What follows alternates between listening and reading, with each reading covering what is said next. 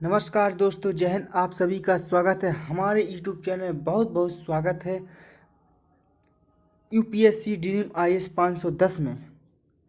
दोस्तों, आप सभी को बता दें कि आज जो साइंस की क्लास होने वाली है, जो बहुत ही इम्पोर्टेंट वैकल्पिक परीक्षा कक्षा 12 एवं 10 11 फिजिक्स की क्लास होने वाली है, जो कि हाई स्कूल एंड 11 और कक्षा 12 क्लास के लिए महत्वपूर्ण वेरी इंपॉर्टेंट क्लास है।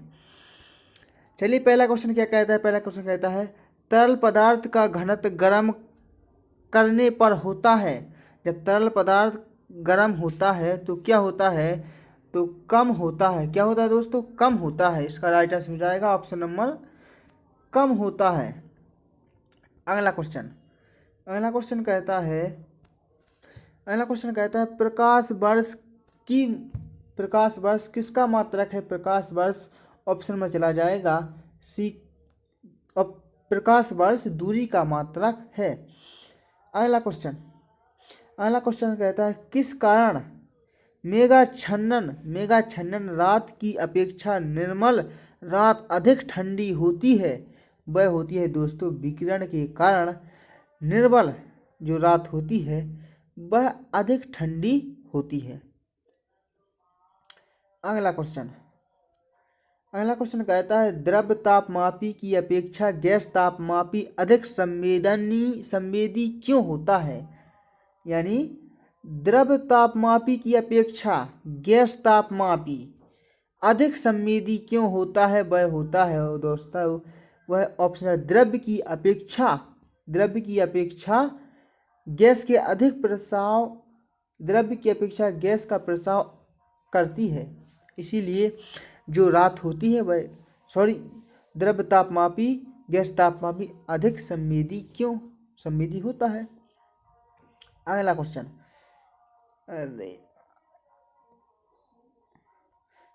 कहता है पानी के किसी द्रव्यमान को 0 डिग्री से 10 डिग्री तक गर्म करने से उसके आयतन में क्या प्रभाव पड़ता है। जब द्रव्यमान को 0 डिग्री से 10 डिग्री तक गर्म करते हैं तो उसके तापमान पहले घटेगा, बाद में वृद्धि होने लगेगी। यह परिवर्तन होता है जब। अगला क्वेश्चन कहता है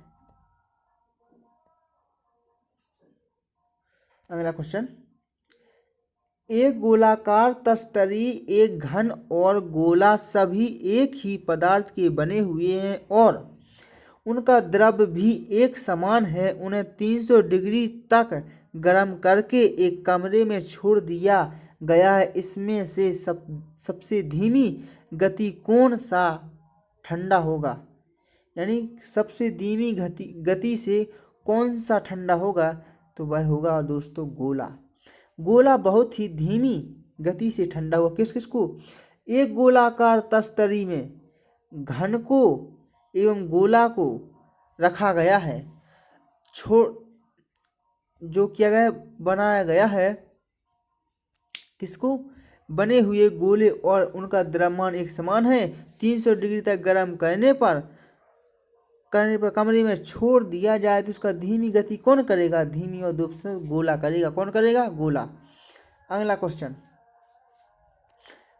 कहता है एक नक्षत्र का रंग निर्भर करता है। एक नक्षत्र का रंग पृष्ठीय ताप पर निर्भर करता है। प्यारे दोस्तों, कहाँ पर, पृष्ठीय ताप पर निर्भर करता है। अगला क्वेश्चन किस पदार्थ में सर्वोच्च विशिष्ट ऊष्मा का मान होता है, तो वह है दोस्तों जल में सर्वश्रेष्ठ विशिष्ट ऊष्मा का मान किसमें होता है, ऑप्शन नंबर जल में होता है। अगला क्वेश्चन कहता है भीषण सर्दी में ठंडे देशों में पानी की पाइप टंकी फट जाती है। जहाँ पर भीषण अधिक गर्मी होती है उन देशों की पाइपों की टंकी होती है वह फट जाती है। वह किसके कारण फट जाती है, क्योंकि उनमें पानी जमने पर पानी फैलता है। क्योंकि उनमें पानी जमने पर पानी फैलता है, इसीलिए पाइप की टंकी फट जाती है। अगला अगला क्वेश्चन क्या कहता है, अगला क्वेश्चन कहता है किलोवाट घंटा एक यूनिट है। क्या है प्यारे दोस्तों, किलोवाट एक घंटा यूनिट है ऊर्जा का। अगला क्वेश्चन कहता है वह तापमान जिसका पाठ्य फ़ारेनहाइट और सेल्सियस दोनों पैमाने पर वही होता है, वह क्या है, वह 40 सेल्सियस का तापमान। अगला क्वेश्चन कहता है रेफ्रिजरेटर खाद्य पदार्थों को खराब होने से बचाता है, क्यों? रेफ्रिजरेटर पदार्थों को खराब होने से बचाता है क्योंकि उसमें न्यून तापमान पर जीवाणु फफूंदी निष्क्रिय होती है। निष्क्रिय माने एक जगह पर निष्क्रिय हो जाती है, इसीलिए ऑप्शन चला जाएगा, यह निष्क्रिय होती है, यह राइट आंसर हो जाएगा। अगला क्वेश्चन न्यून तापमान पैदा करने के लिए किस पद्धति का प्रयोग किया जाता है? तो प्यारे दोस्तों न्यून तापमान को पैदा करने के लिए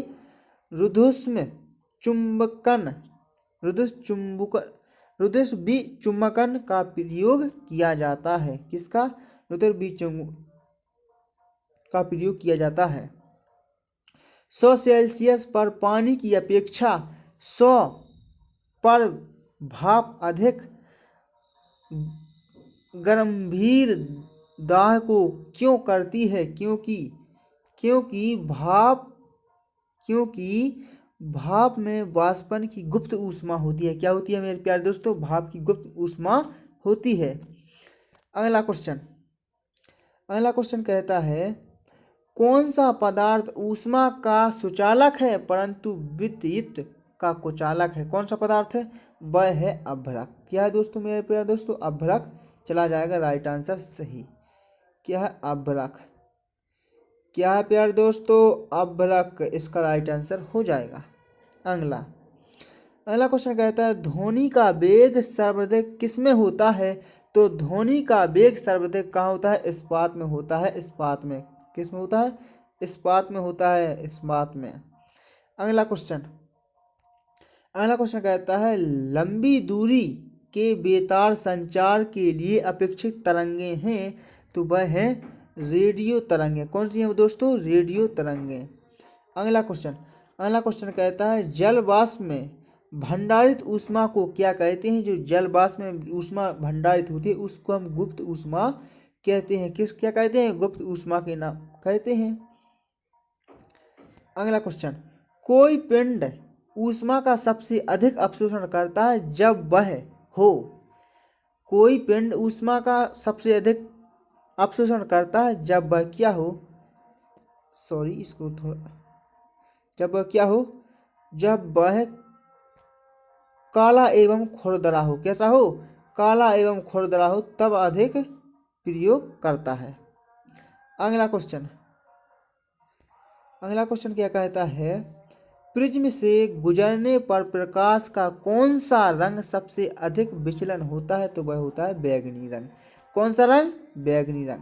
अगला क्वेश्चन क्या कहता है किसी द्रव्य के पृष्ठ तनाव का कारण क्या है? किसी द्रव्य के पृष्ठ तनाव का कारण क्या है? तो वह अणुओं के मध्य संसंजक बल। क्या है? अणुओं के मध्य क्या संसंजक बल, राइट आंसर हो जाएगा। अगला क्वेश्चन 22वां क्वेश्चन कहता है कौन सा रंग सम्मिश्रण दिन और रात के समय सर्वाधिक सुविधाजनक होता है? तो वह होता है लाल और हरा रंग दिन और रात की अपेक्षा सुविधाजनक होता है। अगला क्वेश्चन तार केबलों के स्थान पर प्रकाशीय तंतु ऑप्टिक फाइबर का प्रयोग किया जाता है क्योंकि उन्हें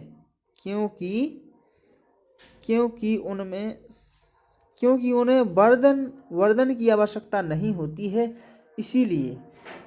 अगला क्वेश्चन 24वां क्वेश्चन कहता है सड़कों पर रोशनी के लिए प्राय पीले लैंपों का प्रयोग किया जाता है। जो तो अपन को पता है कि भाई सड़कों पर प्राय पीले लैंपों का प्रयोग किया जाता है। उन लैंपों में किस गैस का प्रयोग किया जाता है? तो वह गैस है सोडियम गैस। उन लैंपों में सोडियम गैस का प्रयोग किया जाता है मेरे प्यारे दोस्तों। अगला क्वेश्चन 25वां, प्राकृतिक 25वां, प्रकृति प्रकृति में, सॉरी एक सेकेंड, थोड़ा डिस्टर्ब हो रहा है ससुरा, क्यों डिस्टर्ब हो रहा है? ससुरे को पता नहीं क्लास चल रही है। प्रकृति में सबसे सख्त बल क्या है? प्रकृति में सबसे सख्त बल नाभिकीय बल है। क्या है मेरे प्यारे दोस्तों? नाभिकीय बल। अगला क्वेश्चन कहता है परवलयिक दर्पणों का प्रयोग किया जाता है। तो परवलयिक दर्पणों का प्रयोग किस में किया जाता है? कार की हेडलाइटों में परवलयिक का प्रयोग किया जाता है मेरे प्यारे दोस्तों। किसका? परवलयिक का प्रयोग किया जाता है। अगला क्वेश्चन कहता है साधारण सूक्ष्म दर्शी में अंतिम प्रतिबिंब क्या होता है? तो आभासी, आवर्धित तथा ऊर्ध शीर्ष होता है। क्या होता है? आवर्धित तथा ऊर्ध शीर्ष होता है। अगला क्वेश्चन, प्रकाशीय तंतु का प्रयोग किसके द्वारा किया जाता है? तो प्रकाशीय तंतु का प्रयोग संचार सेवा के द्वारा किया जाता है मेरे प्यारे दोस्तों। किसके द्वारा? संचार सेवा के द्वारा किया जाता है। 28 क्वेश्चन कहता है फाइबर ऑप्टिक्स किस पद्धति पर काम करता है? फाइबर ऑप्टिक पूर्ण आंतरिक परावर्तनी की पद्धति पर कार्य करता है। अंतरिक्ष। अगला क्वेश्चन 29वां क्वेश्चन कहता है अंतरिक्ष यात्री को आकाश दिखाई देता है तो काला दिखाई देता है। आकाश में नीला रंग प्रकट होने के साथ संबंधित प्रकाश की परिघटना है विकिरण। क्या है दोस्तों मेरे? विकिरण है। अगला क्वेश्चन क्या कहता है?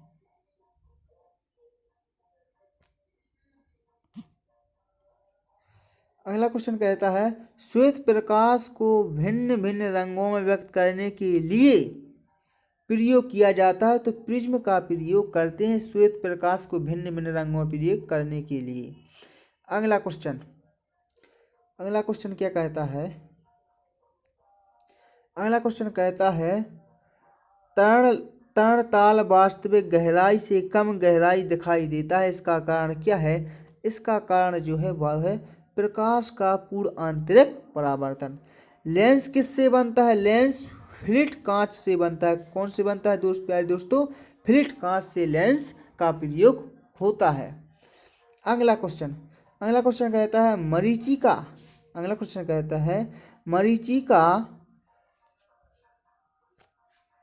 अगला क्वेश्चन, सॉरी डिस्टर्ब कर रहा है शायद। अब अगली मरीचिका का बनना एक उदाहरण है। मरीचिका का बनना एक प्रकाश का पूर्ण आंतरिक परावर्तन। क्योंकि जो अपन मरीचिका का मतलब होता है अपन को जब ग्रीष्म ऋतु का समय चलता है तब वहाँ पर धूप में ऐसा लगता है कि वहाँ पर पानी भरा होगा, लेकिन वहाँ पर पानी भरा नहीं मिलता है। इसी को मरीचिका बनना, अनेक प्रकार चीज़ें प्रकट दिखाई देती है, मरीचिका का बनना होता है। ग्रीष्म काल में मरीचिका किस परिघटना के कारण दिखाई देता है? तो वह देता है प्रकाश का पूर्ण आंतरिक परावर्तन के कारण मरीचिका दिखाई देता है। वाहनों के अग्र दीपों यानी हेडलाइटों में किस प्रकार के दर्पण का इस्तेमाल करते हैं? तो वह करते हैं परवलयिक दर्पण का प्रयोग करते हैं। कारों के हेडलाइटों में प्रयुक्त दर्पण किस प्रकार के होते हैं? तो परवलयिक अवतल होते हैं। परवलयिक अवतल होते हैं। क्या होते हैं? परवलयिक अवतल। 38वां क्वेश्चन, प्रकाश का वेग सबसे पहले किसने नापा था? तो वह मापा था रोमर ने मापा था। किसने मापा था? रोमर ने। अगला क्वेश्चन कहता है अगला क्वेश्चन कहता है 3D फिल्में देखने के लिए चश्मे में किस प्रकार के लेंसों का प्रयोग किया जाता है? तो चश्मे में प्रयुक्त लेंस तो वह पोलराइज्ड लेंस का प्रयोग करते हैं। एशिया की विशालतम परावर्ती दूरबीन कहाँ है? तो वह है कबालूर में। कहाँ है प्यारे दोस्तों? कबालूर में है। अगली क्वेश्चन 41वां क्वेश्चन कहता है ऑप्टिकल फाइबर का आविष्कार किसने किया था? ऑप्टिकल फाइबर का आविष्कार नरिंदर कंपनी ने किया था। किसने किया था? नरिंदर कंपनी ने किया था। एम्पियर क्या मापने की इकाई है? तो एम्पियर करंट मापने की इकाई है। वेक्टर मात्रा है। वेक्टर एक बल का मात्रक है, एक सदिश राशि नहीं है। द्रव्यमान एक सदिश राशि नहीं है। अगला क्वेश्चन अदिश राशि है, ऊर्जा एक अदिश राशि है। अगला क्वेश्चन कहता है एक सदिश राशि है तो संवेग एक सदिश राशि है। पदार्थ के संवेग और वेग के अनुपात में कौन सी भौतिक राशि प्राप्त होती है? तो वह होती है द्रव्यमान भौतिक राशि प्राप्त होती है। अगला क्वेश्चन रॉकेट किस पद्धति के सिद्धांत पर कार्य करता है? तो रॉकेट संवेग संरक्षण की पद्धति पर कार्य करता है। गुरुत्वाकर्षण में सार्वभौमिक नियम का प्रतिपादन किसने किया था? तो गुरुत्वाकर्षण में सार्वभौमिक नियम का प्रतिपादन न्यूटन साहब ने किया था। अगला क्वेश्चन पास्कल की इकाई क्या है? पास्कल की इकाई है दाब। पास्कल की इकाई क्या है? दाब। क्यूसेक से क्या मापा जाता है? क्यूसेक से जल की बहाव को मापा जाता है। क्यूसेक से जल का बहाव को मापा जाता है। सर्वाधिक प्रत्यास्थ क्या है? सर्वाधिक प्रत्यास्थ प्यारे दोस्तों स्टील है। क्या है? स्टील है। अगला क्वेश्चन सबसे अधिक प्रत्यास्थ क्या है? वह है स्टील। 53वां क्वेश्चन कहता है वह कौन सा बल है जिसके कारण पिंड धरती के केंद्र की ओर खींचा चला जा सकता है? वह है गुरुत्वाकर्षण बल है। क्या है? गुरुत्वाकर्षण बल के कारण पृथ्वी की ओर खींचा चला जाता है। पृथ्वी के गुरुत्वाकर्षण का जितना भाग चंद्रमा के गुरुत्वाकर्षण के नजदीक है यानी 1/6। कितना है? 1/6। आंसर जाएगा 1/6 के साथ। अगला क्वेश्चन 55वां क्वेश्चन कहता है आर्किमिडीज का नियम किससे संबंधित है? आर्किमिडीज का नियम किससे संबंधित है? आर्किमिडीज का नियम प्लावन का नियम से संबंधित है। अगला क्वेश्चन श्यानता की इकाई क्या है? श्यानता की इकाई प्यावाइज है। प्यावाइज क्या है? प्यावाइज है। दूध से क्रीम निकालने में कौन सा बल लगता है? तो दूध से क्रीम निकालने में वह अपकेंद्रीय बल लगता है। सॉरी, क्रीम नहीं हो, क्रीम निकालने में अपकेंद्रीय बल लगता है। चाबी भरी घड़ी में कौन सी ऊर्जा होती है? तो चाबी भरी घड़ी में स्थित ऊर्जा होती है। कैसी ऊर्जा होती है? स्थित ऊर्जा होती है। वह स्थित होती है कि हमने इतनी चाबी भर दी इतनी तक चलेगी, इसको हम स्थित ऊर्जा कहते हैं। सूर्य की ऊर्जा उत्पन्न होती है। सूर्य की ऊर्जा नाभिकीय संलयन के द्वारा उत्पन्न होती है मेरे प्यारे दोस्तों। अगला क्वेश्चन 60वां क्वेश्चन कहता है वायुमंडल में बादलों के तैरने का कारण क्या है? तो बादलों को तैरने का कारण घनत्व के कारण जो बादल तैरते हैं वायुमंडल में। अगला क्वेश्चन वस्तु की मात्रा बदलने पर क्या अपरिवर्तित रहेगा? वस्तु की मात्रा तो बदली जाएगी लेकिन उसका घनत्व अपरिवर्तित रहेगा। घनत्व नहीं बदला जा सकता है। अगला क्वेश्चन जल में तैरना न्यूटन की गति के किस नियम का कारण संभव है? जल में तैरना न्यूटन के तृतीय नियम का पालन है। अगला क्वेश्चन एंगस्ट्रॉम क्या मापता है? एंगस्ट्रॉम तरंग दैर्ध्यों को मापता है। अगला क्वेश्चन कहता है किस वैज्ञानिक ने सर्वप्रथम बर्फ के दो टुकड़ों को आपस में घिसकर पिघला दिया था? तो वह आपस में घिसकर डेवी ने पिघला दिया था। किसने? डेवी साहब ने।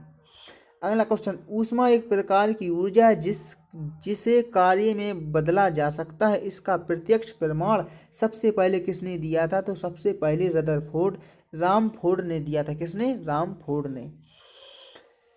लोहा की सुई पानी की सतह पर तैरती है, इस परिघटना का कारण क्या है? तो इस परिघटना का कारण है पृष्ठ तनाव। क्या है? इस परिघटना का कारण पृष्ठ तनाव है।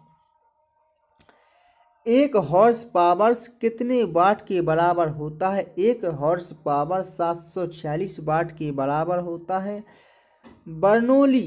बर्नौली प्रमेय आधारित होता है। बर्नौली प्रमेय ऊर्जा संरक्षण पर आधारित होता है।